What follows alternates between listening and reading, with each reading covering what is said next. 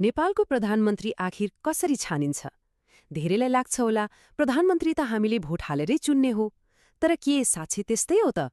आज हामी यही राजनीतिक प्रक्रियाको भित्री तहहरूमा पस्नेछौँ र बुझ्नेछौँ कि देशको सबैभन्दा शक्तिशाली पदसम्म पुग्ने बाटो वास्तवमा कस्तो हुँदो रहेछ। 3 करोड जनसङ्ख्या भएको देशमा केवल 28,000 मतले जितेको व्यक्ति कसरी प्रधानमन्त्री बन्न सक्छ? यो त गजबको राजनीतिक पहेली भयो, होइन त? आउनुहोस् आज यसलाई हल गरौँ। यो पहेलीको जवाफ लुकेको छ नेपालको संसदीय प्रणालीमा। यसमा के हुन्छ भने हामी सिधै प्रधानमन्त्रीलाई भोट हाल्दैनौँ। प्रक्रिया अलि घुमाउरो छ, तर चिन्ता लिनु पर्दैन। हामी यसलाई एकदमै सरल तरिकाले बुझ्नेछौँ। यहाँ सबैभन्दा पहिले बुझ्नुपर्ने कुरा के हो भने हामी मतदाताले प्रधानमन्त्रीलाई होइन, बरु संसदका सदस्यहरूलाई अर्थात् सांसदहरूलाई चुन्छौँ र तिनै हामीले चुनेका प्रतिनिधिहरूले पछि गएर देशको कार्यकारी प्रमुखको बन्ने भनेर निर्णय गर्छन्। त्यसो भए आम चुनावमा भोट हाल्दा के हुन्छ त? संघीय संसदको चुनावमा मतदाताको हातमा 2वटा मतपत्र हुन्छन्। मतलब हामीले दिने भोटले एकैपटक 2वटा फरक परिणामहरू निर्धारण गरिरहेको हुन्छ। पहिलो मतपत्र, जसलाई हामी प्रत्यक्ष वा पहिलो हुने निर्वाचित हुने प्रणाली भन्छौँ, त्यसमा हामी आफ्नो टोल छिमेक, आफ्नो निर्वाचन क्षेत्रको उम्मेद्वारलाई भोट हाल्छौँ। यसरी देशभरबाट 165 जना सांसद छानिनुहुन्छ। अनि दोस्रो मतपत्र हुन्छ समानुपातिक प्रणालीको लागि। यसमा हामी कुनै व्यक्तिलाई होइन, सिधै राजनीतिक पार्टीको चुनाव चिन्हमा भोट हाल्छौँ र पार्टीले देशभरिबाट पाएको कुल भोटको आधारमा 110 जना सांसदहरू छानिनुहुन्छ। ल, चुनाव सकियो, नतिजा आयो। अब सुरु हुन्छ असली खेल। सबै राजनीतिक दलहरूको लागि एउटा मात्र लक्ष्य हुन्छ, प्रतिनिधि सभामा बहुमत पुर्याउनु। अब सुरु हुन्छ 138 को दौड। हाम्रो प्रतिनिधि सभामा कुल 275 सदस्य हुन्छन्। यीमध्ये 165 जना प्रत्यक्ष चुनाव जितेर आउनेहरू भए अनि 110 जना समानुपातिक प्रणालीबाट आउनेहरू हो। यी दुवै मिलेर बन्छ हाम्रो पूर्ण संसद।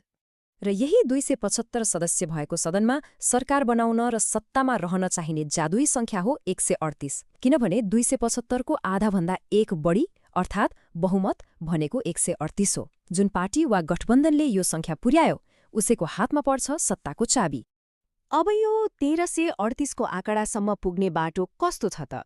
नेपालको संविधानले प्रधानमन्त्री बन्नका लागि 4वटा स्पष्ट खुट्किलाहरू तोकिदिएको छ। राष्ट्रपतिले यही क्रमलाई एकपछि अर्को गर्दै पछ्याउनुपर्छ। हेरौँ ती 4 बाटा के हुन्। पहिलो र सबैभन्दा सजिलो बाटो, कुनै एउटा पार्टीले एक्लै 138 सिट जित्नु। यसो भयो भने त सबभन्दा सजिलो, त्यही पार्टीको नेता सिधै प्रधानमन्त्री। तर यदि यसो भएन भने आउँछ दोस्रो बाटो, 2 वा त्योभन्दा बढी पार्टीहरू मिल्ने, गठबन्धन बनाउने र 138 को आँकडा छुने। यदि 30 दिनभित्र त्यो पनि हुन सकेन भने तेस्रो विकल्पमा जानुपर्छ।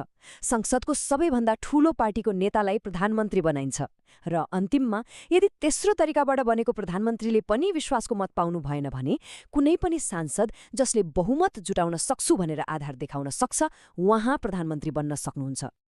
तर कथा यतिमै सकिँदैन। जोसुकै प्रधानमन्त्री बने पनि 30 दिनभित्र संसदमा एउटा अग्नि परीक्षा दिनुपर्छ, जसलाई भनिन्छ विश्वासको मत। यहाँ उहाँले आफूसँग कम्तीमा 138 सांसदको साथ छ भनेर प्रमाणित गर्नै पर्छ। यो परीक्षा पास भएपछि मात्र सरकारले औपचारिक रूपमा काम गर्न पाउँछ। र यो भनाइले सबै कुराको सार बताउँछ। जब एक नागरिकले सांसदलाई भोट दिन्छ, उसले अप्रत्यक्ष रूपमा कुनै पार्टीलाई देशको नेतृत्वको लागि सौदाबाजी गर्ने शक्ति दिइरहेको हुन्छ। ल, हामीले प्रक्रिया त बुझ्यौं, तर यसको असर कस्तो छ त नेपालको राजनीतिमा? अब यसका वास्तविक परिणामहरूबारे कुरा गरौँ।